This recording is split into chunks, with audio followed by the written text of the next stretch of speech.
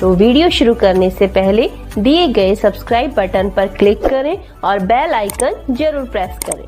कलाम sir के बारे में जितना बोला जाए उतना कम है, फिर भी मैं यहाँ गागर में सागर भरने का प्रयास करूँगी। कलाम सर एक सच्चे भारतीय और राष्ट्रभक्त थे, जिन्होंने अपना संपूर्ण जीवन राष्ट्र को समर्पित कर दिया था।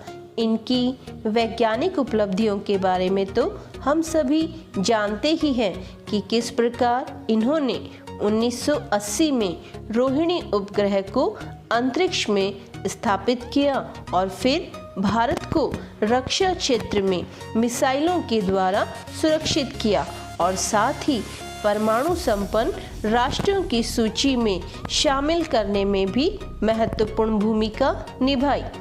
कलाम सर का व्यक्तित्व सादा जीवन उच्च विचार वाला रहा। ये हमेशा सादगी के प्रतीक रहे। इनके जीवन में कहीं कोई आडंबर या दिखावा नहीं था। किसी भी क्षेत्र में, चाहे वो विज्ञान का क्षेत्र हो या राजनीति का, इन्होंने हमेशा आडंबर रहित जीवन व्यतीत किया, जिसका उदाहरण मैं आपको एक घटना के बारे में बताकर करना चाहूँगी। ये घटना सन 2002 की है। तब कलाम सर राष्ट्रपति भवन में राष्ट्रपति के रूप में थे।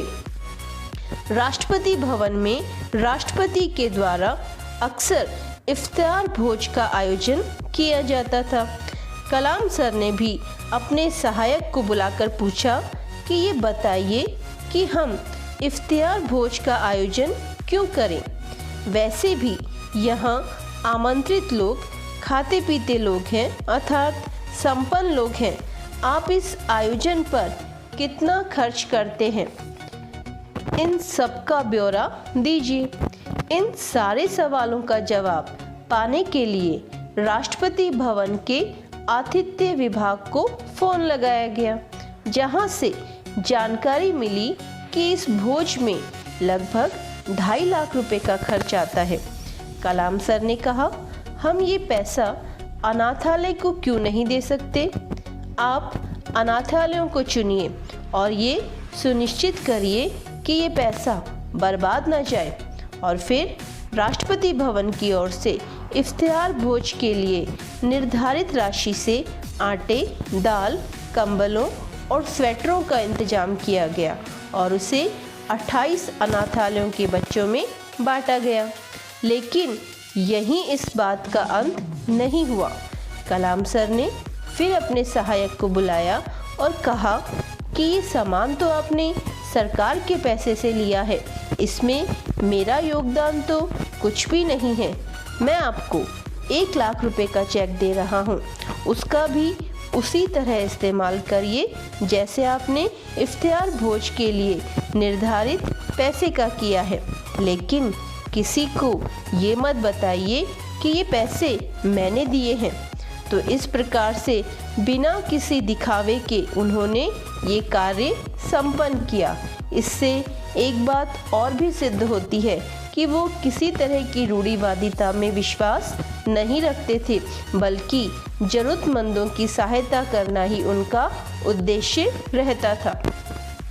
कलाम सर को जनता का राष्ट्रपति भी कहा जाता है। ये भारत ही नहीं, विश्व में भी अपनी विशेष पहचान रखते थे और चाहते थे कि इन्हें एक शिक्षक के रूप में जाना जाए और ये भारत की भावी पीढ़ी का मार्गदर्शन करते रहें, उसे सही राह दिखाते रहें।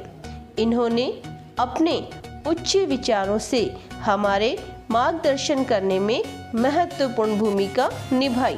जैसे कि इनके कुछ विचार यहाँ मैं आपको बताना चाहूँगी।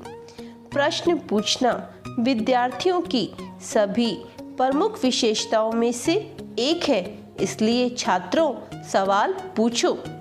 मेरे लिए नकारात्मक अनुभव जैसी कोई चीज़ नहीं है।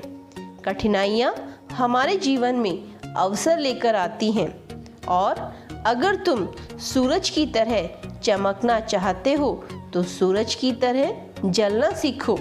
इसके अलावा इन्होंने बैक बेंचर्स के लिए भी कहा है कि देश का सबसे अच्छा दिमाग क्लासरूम की आखिरी बेंचों पर मिल सकता है और महान शिक्षक ज्ञान, जुनून और करुणा से निर्मित होते हैं। इन्होंने ये भी कहा कि अगर लोग मुझे एक अच्छे शिक्षक के रूप में याद रखते हैं तो मेरे लिए ये सबसे बड़ा सम्मान होगा।